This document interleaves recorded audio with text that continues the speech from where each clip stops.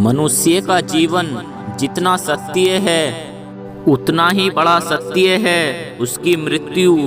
जो इस मृत्यु लोक पर आया है उसकी मृत्यु एक ना एक दिन अवश्य होनी है, परंतु मनुष्य यह बात जानते हुए भी इस सच्चाई से भागता है और पैसा कमाने के लिए अपने जीवन में ना जाने कितने पाप करता है, जिसका कारण है मृत्यु के इस रहस्य की जानकारी ना होना।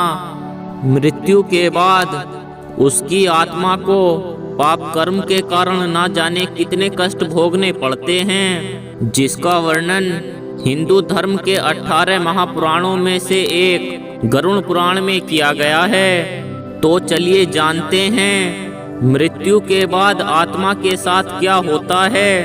गरुड़ पुराण के अनुसार जिस मनुष्य की मृत्यु होने वाली होती है वह बोलना बंद कर देता है, उसकी सभी इंद्रियां शीतल पड़ जाती हैं और जब अंतिम समय निकट आता है तो उसे परमात्मा के द्वारा एक द्रव्य शक्ति मिलती है, जिससे वह सारे संसार को एक रूप में देखने लगता है। गरुड़ पुराण में बताया गया है कि मृत्यु के समय 2 यमदूत आते हैं जो देखने में बहुत ही भयंकर होते हैं। यदि मरने वाले व्यक्ति ने पुण्य कर्म किया है तो वह अपने प्राण आसानी से त्याग देता है, और यदि वह पापी होता है तो यमदूत के भय से ग्रस्त होकर बहुत ही कष्टी से अपने प्राण त्यागता है। तत्पश्चात यमदूत उसे यमलोक ले जाते हैं। यमलोक का रास्ता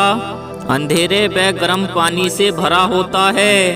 फिर यमलोक पहुंचने पर उसे यातनाएं दी जाती हैं। फिर यमराज के कहने पर उसे 13 दिनों के लिए अपने धर्म कार्य करने हेतु आकाश से उसके घर छोड़ दिया जाता है, और फिर घर आने के पश्चात वह दोबारा से अपने शरीर में घुसने का प्रयास करता है, लेकिन वह यमदूत के बंधन से मुक्त नहीं हो पाता और भूख प्यास के कारण रोता रहता है। गरुड़ पुराण के अनुसार मृत व्यक्ति के घर वालों को 10 दिनों तक पिंडदान जरूर करना चाहिए, क्योंकि पिंडदान से ही आत्मा को चलने की शक्ति प्राप्त होती है। और 13 दिन बाद यमदूत आत्मा को फिर से पकड़ लेते हैं और फिर शुरू होती है यमलोक की यात्रा। इस यात्रा में आत्मा को 47 दिनों तक वैतरणी नदी पार करनी होती है। इस तरह भूख प्यास से बेचैन आत्मा यमलोक पहुंचती है। यमलोक में भगवान चित्रगुप्त उस व्यक्ति के कर्मों का लेखा जोखा यमराज को देते हैं, और उन कर्मों के आधार पर ही यमराज तय करते हैं कि उस आत्मा को कहां भेजा जाएगा। तो अब आप समझ ही गए होंगे कि हमारे जीवन में धन दौलत का रास्ता छोड़कर सच्चाई के रास्ते पर क्यों चलना चाहिए।